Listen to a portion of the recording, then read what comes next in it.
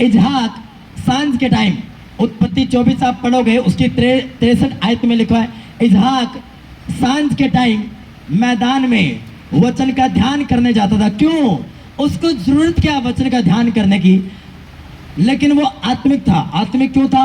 उसको बचपन से उसके पिता ने वचनों की शिक्षा दी, परमेश्वर के बारे में बताया, संडे चर्च के बारे में बताया, प्रार्थना के बारे में बताया, परमेश्वर में कैसे चलना, ईमानदार कैसे रहना परमेश्वर के साथ, उसके बारे में उसको बताया। अब उसको मालूम था कि मैं मेरे पिता की 99 साल की उम्र में पैदा हुआ।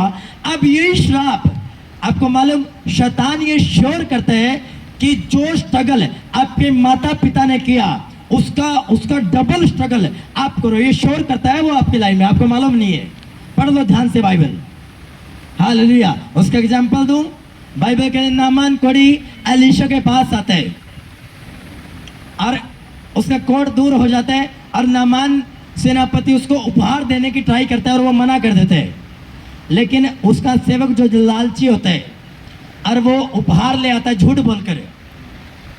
आप ध्यान से पढ़ना, उसके सेवक को पहले कोड नहीं था।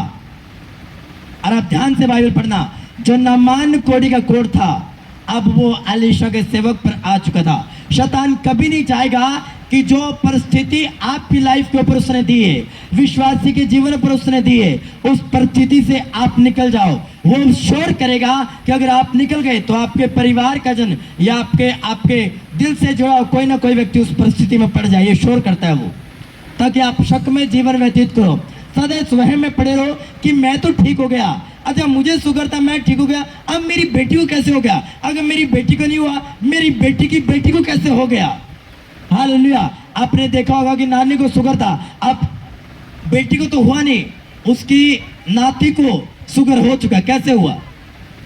शैतान शोर करता है, शैतान आपकी गवाही को खराब करने के लिए आता है, शैतान आपको घात करने के लिए और नाश करने के लिए आता है। इसलिए तो परमेश्वर ने कहा, परमेश्वर के सारे हथियार बांध लो ताकि तुम शैतान की सारी प्लानिंग को समझ पाओ और उसके सामने खड़े रह सको।